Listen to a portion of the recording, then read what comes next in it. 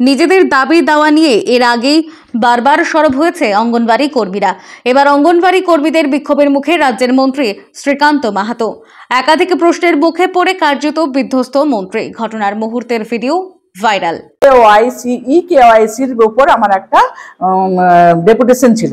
কেওয়াইসিটার ব্যাপারটা হচ্ছে আমাদের গ্রামে এখন শুরু করেছে সরকার যে ফেস ক্যাপচার করে আমাদেরকে খাবারটা দিতে হবে, কিন্তু সেই সমস্যার সম্মুখীন হতে হবে। তার জন্য বিনা অস্ত্র ছাড়াই আমাদেরকে মাটি নামিয়ে দিচ্ছেন।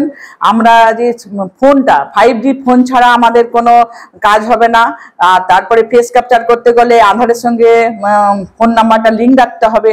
সেই বিভিন্ন সমস্যা নিয়ে আমরা স্যারের কাছে একটা ডেপুটেশন দিয়েছি যে আমাদেরকে আগে অস্ত্র দেওয়া হোক, তারপরে আমরা আমাদের ফিল্ডে কাজ করব। এছাড়া আমাদের বিভিন্ন সবজি জ্বালানি তো দাম বাড়ছে না। আজকে দীর্ঘ 18-19 বছর ধরে একই চলছে। জ্বালানির মধ্যে সবজির দাম, বাজার দর অনুযায়ী সবজির দাম দেওয়া হচ্ছে না। তারপরে খাতাপত্র, বিভিন্ন রকম সমস্যা। তারপরে আমরা যে সেন্টার চালাবো তার পরিকাঠামো, কারো বাথরুম নেই, কারো রান্নাঘর নেই, কারো জলের সমস্যা, এসব নিয়ে আমরা স্যারের কাছে ডেপুটেশন দিতে গিয়েছিলাম।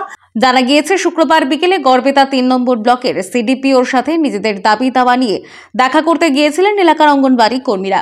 সেই সময় ওই অফিসে পৌঁছে যান রাজ্যের মন্ত্রীকে সামনে পেয়ে একরাশ ক্ষোভ উগরে দেন অঙ্গনওয়াড়ি কর্মীরা। মন্ত্রী কেন্দ্রের দিকে দায় ঢালার চেষ্টা করলেও অঙ্গনওয়াড়ি কর্মীদের প্রশ্ন বানে মন্ত্রীর চেষ্টা কার্যত জলে চলে যায়।